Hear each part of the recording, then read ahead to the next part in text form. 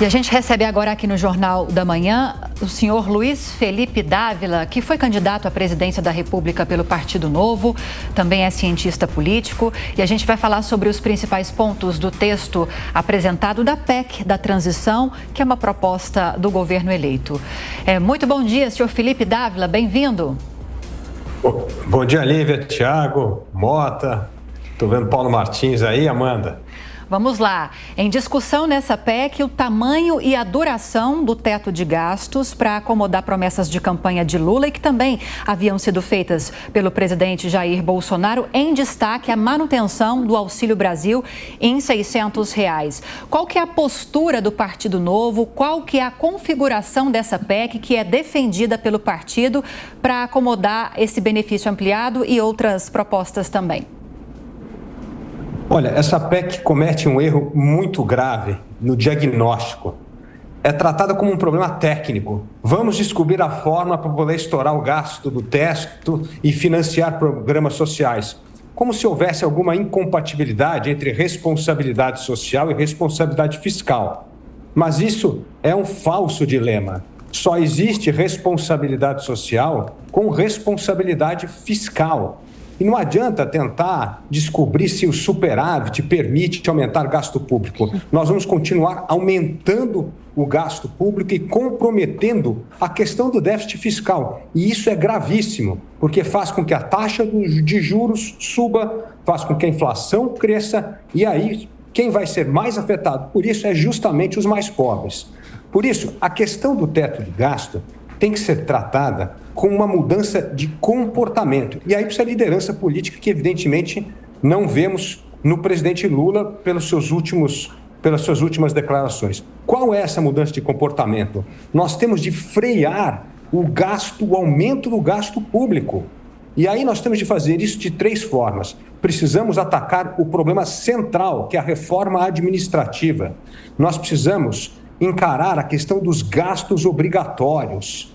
É assim que nós vamos enfrentar de frente o problema do descontrole fiscal do Brasil, que não é um problema desta PEC, é um problema recorrente do país, porque nós não conseguimos frear as despesas públicas. O Brasil é o país entre os emergentes que tem o maior gasto com a máquina pública, gasto com pessoal, benefícios e aposentadorias. Nós temos de enfrentar essa questão de frente.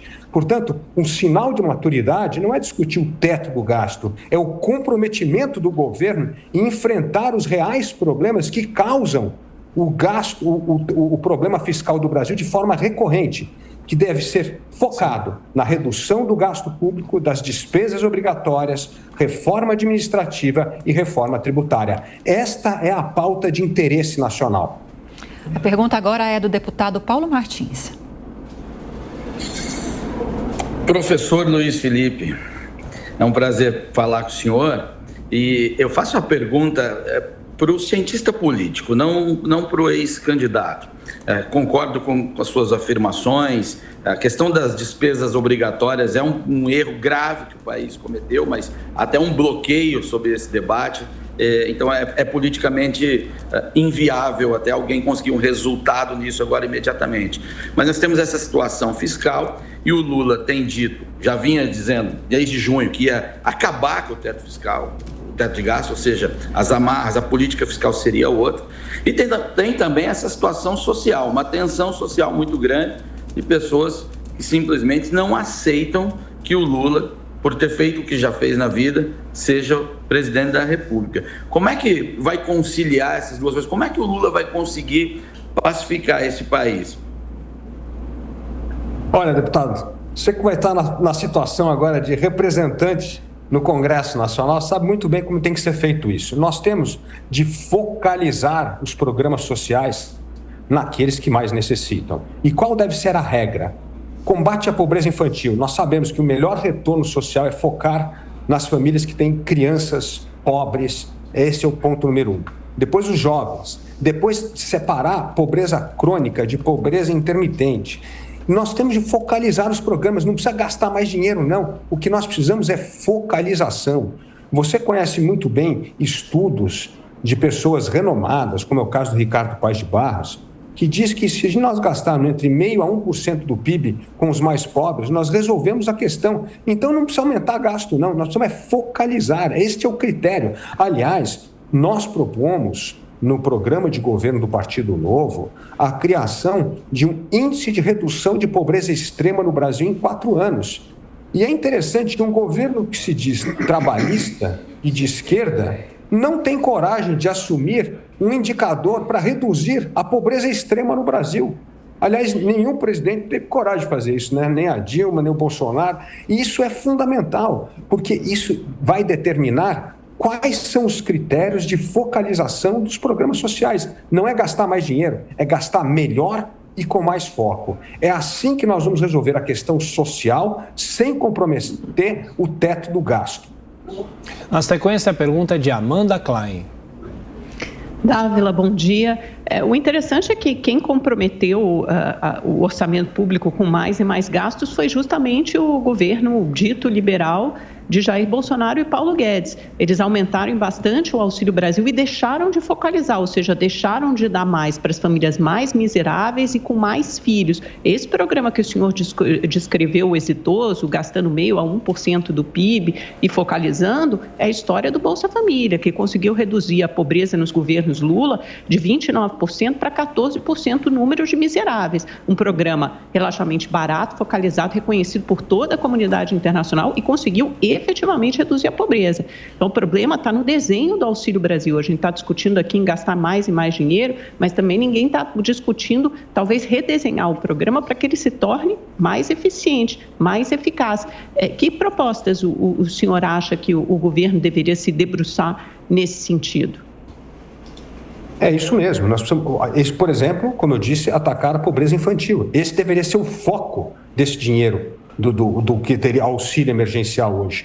E você bem citou o programa do Bolsa Família. O Bolsa Família é um programa bem desenhado, porque ele simplesmente transfere renda sem intermediação para as pessoas mais pobres. E, de novo, com focalização. O problema do Bolsa Família é que ele não foi desenhado o que nós chamamos da porta de saída do programa, né?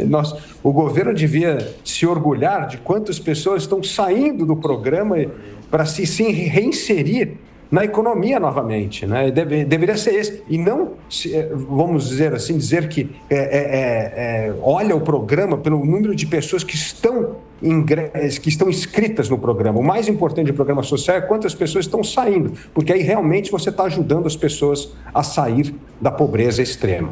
Portanto, eu acredito que temos de criar esses indicadores. No nosso caso, era combater a pobreza infantil, combater a pobreza crônica e a questão de renda para os mais pobres. E o Bolsa Família, como você bem disse, não teve um critério muito rigoroso. E, portanto, pessoas que não deveriam estar recebendo benefício estão recebendo. E isso não há fundo. Isso é um saco sem fundo, porque não tem como aumentar mais benefícios se nós não tivermos rigor nas pessoas que estão recebendo esse benefício. Roberto Mota.